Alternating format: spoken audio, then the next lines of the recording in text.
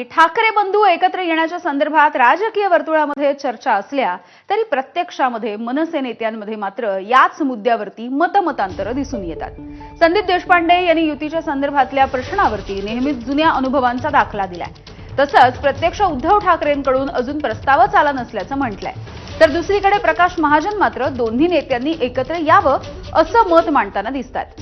युती झाली नाही तर मराठी माणूस दोघा ठाकरे बंधूंना माफ करणार नाही असं मत ते मांडतायत। एकीकडे राज ठाकरेंनी मराठी माणसासाठी क्षुल्लक वाद बाजूला ठेवत एकत्र येण्याचं आवाहन केलं असलं तरी मनसेचे नेते मात्र ठाकरेंच्या शिवसेनेशी युतीवरती परस्पर विरोधी वक्तव्य करताना दिसतायत।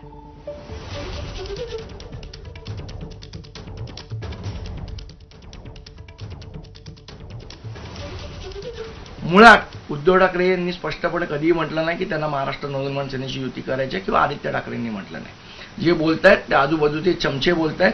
चमच्याने ताटात राहावं, ताटाबाहेर येऊन घास भरवण्याचा प्रयत्न करू नये। ज्या दिवशी असा काही प्रसंग घडेल त्या दिवशी त्याच्यावर योग्य तो निर्णय सन्माननीय राजसाहेब ठाकरे घेतील।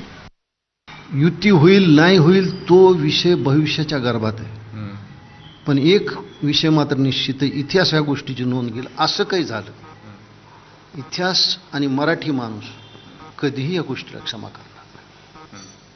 म्हणजे दोघांना पण, राज ठाकरे आणि उद्धव दोघांना ज्यांनी मराठी माणसाच्या स्वाभिमानाचा, मराठी माणसाच्या हक्काचा विडा उचललाय किंवा ते स्वतःला त्याचे रक्षक समजतात, त्यांची एक चूक ही मराठी माणसाला अजून 100 वर्ष मागे लोटेल